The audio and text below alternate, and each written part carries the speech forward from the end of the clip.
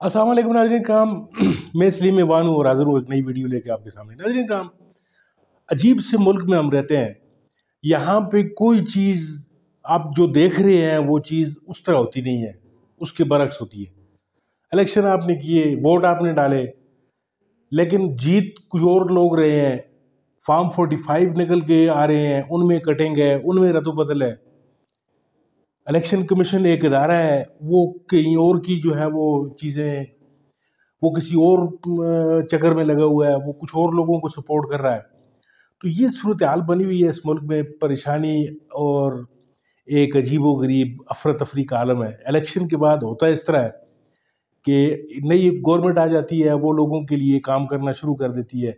लेकिन अब सूरत हाल ये है नाज़रीन काम कि जो नई हुकूमत आई है उसको ज़बरदस्ती लाया गया है और इलेक्शन में धांधली करके, रद्द-बदल करके, चीज़ें मैनिपुलेट करके एक जीती हुई पार्टी को हरा दिया गया है और हारे हुए लोगों को ऊपर मसरत कर दिया गया है। इसी बारे में ये गुफ्तगू हो रही है मंसूर अली खान के प्रोग्राम में। आप ज़रा ये वीडियो देखिए, फिर इसके ऊपर बात करते हैं। फॉर्म 45 असल वजह तनाज़ा जो इलेक्शन 2024 की वजह से इस वक्त तक सर उठाए हुए है। आज इलेक्शन कमीशन ऑफ पाकिस्तान ने फॉर्म 45 अपनी वेबसाइट के ऊपर अपलोड कर दिए।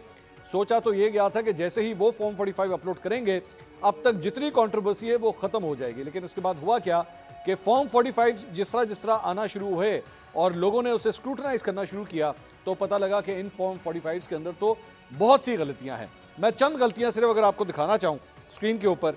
अब ये एक हल्का है, मिसाल के तौर पे NA 128 लाहौर का। अब इसके अंदर पोलिंग स्टेशन नंबर 7 है।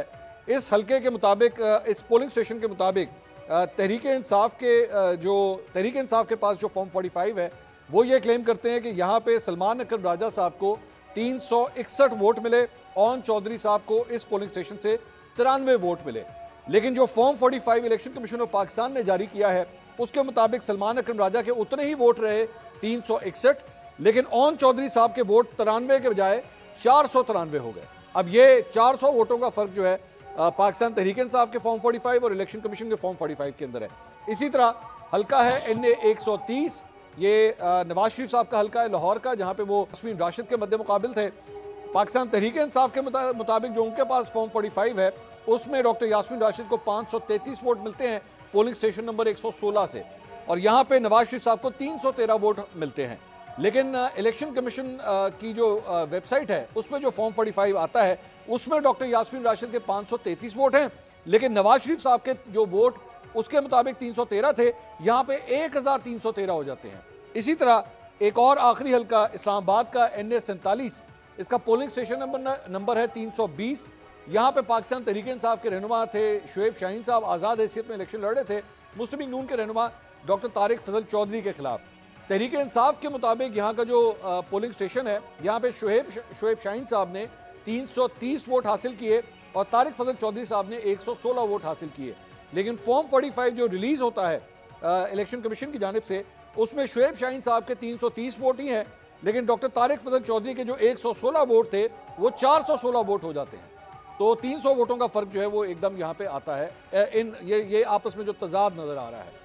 अब ये मामला क्या है, आखिर इसको किस तरह चेक किया जाएगा, किस तरह पैनलिस्ट के इंट्रोडक्शन कराता हूँ। शुएब शाहीन साहब जिनके इलेक्शन के हवाले से, जिनके हल्के के हवाले से भी गुफ्तगू हो रही थी, आज हमारे साथ ही मौजूद हैं। सीनियर वकील भी हैं, पाकिस्तान तहरीक इंसाफ के रहनुमा हैं। निहाल हाशमी साहब मुस्लिम लीग नून के सीनियर रहनुमा और ये भी एक सीनियर कानूनदान है, वो भी हमारे साथ मौजूद हैं। और सीनियर तज्जियाकार अतर काज़मी साहब भी आज हमें ज्वाइन कर रहे हैं। तीनों मेहमानों का बहुत बहुत शुक्रिया।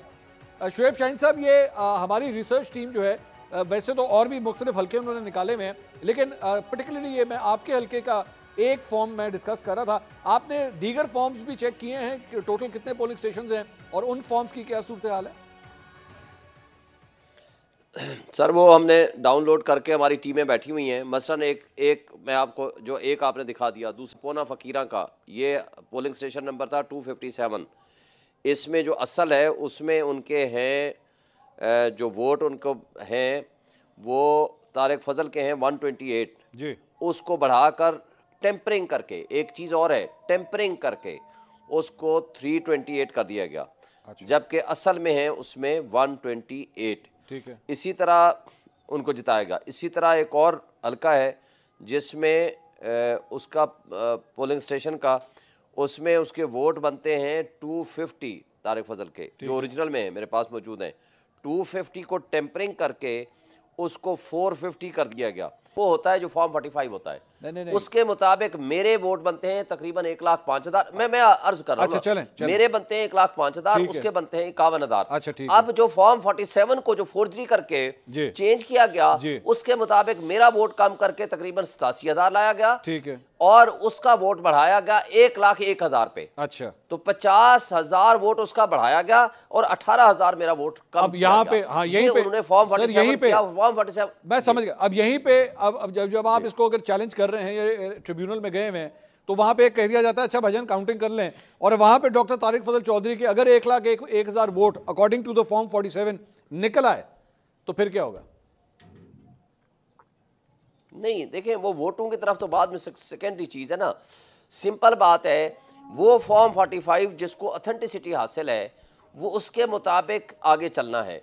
वो ऑथेंटिसिटी कैसे चेंज हो गई, टेम्परिंग कौन कर सकता है?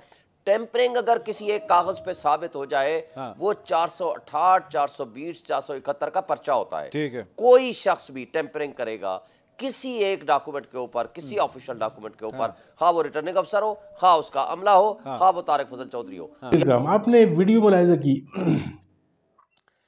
फॉर्म 45 का जिक्र हो रहा है, शुएब शाहीन साहब बैठे हुए हैं, पीटीआई से हारे हुए, यानी हरवाए हुए जो मेंबर नेशनल असम्बली हैं, इनके मुकाबले में जो है वो नून लीग का जो एक बंदा है वो जीत गया है, और ये अपने फॉर्म 45 जो है वो लेकर बैठे हुए हैं मसूद अली खान के प्रोग्राम में। इलेक्शन कमीशन एक ऐसा इदारा है कि जो ये फैसला करता है कि कौन जीता है, कौन आ रहा है।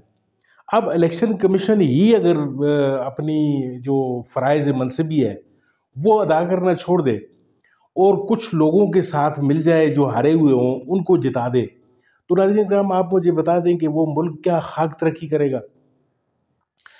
हालत ये बनी हुई है कि लोग अपने हकूक़ को लेने के लिए लड़ रहे हैं, यानी बजाय ये कि तहजीब याफ्ता मुल्कों में आप देख लें कि वहाँ पे आपके साथ अगर खुदा न खास्ता ज़्यादती हो रही होगी तो सारा का सारा सिस्टम जो है वो मजलूम के साथ खड़ा हुआ नजर आएगा आपको।